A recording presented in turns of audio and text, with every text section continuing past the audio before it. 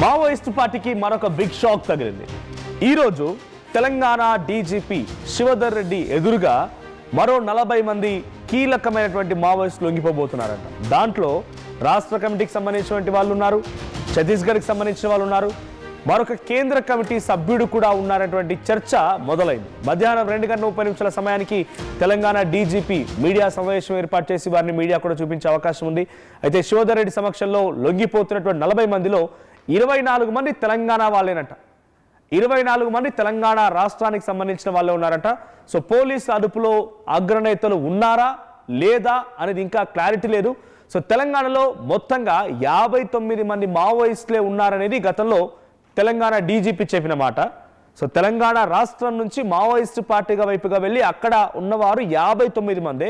So ఆ 59 మందిలో ఇప్పుడు 24 మంది ఈరోజు వాళ్ళు చెప్తున్న ప్రకారంగా లొంగిపోతున్నారంటే ఇంకా అతి తక్కువ మందే మావోయిస్టు పార్టీ వైపుగా ఉన్నారు. సో వారందరూ కూడా త్వరలోనే మేము మావోయిస్టు పార్టీలో నుంచి బయటకు తీసుకొచ్చి జనజీవన స్రవంతిలో కలుపుతామనేది పోలీసులు చెప్తున్నమాట. ప్రస్తుతం కేంద్ర కమిటీలో ఉన్నటువంటి వాళ్ళు గణపతి, దేవ్జీ, మల్లా రాజిరెడ్డి అండ్ పాక హనుమంతు, పస్నూర్ నరహరి. సో మరి వీరిలో ఎవరైనా ఈరోజు పోలీసుల ఎదుట లొంగిపోతున్నారా అనేది ప్రధాన చర్చగా ఉంది.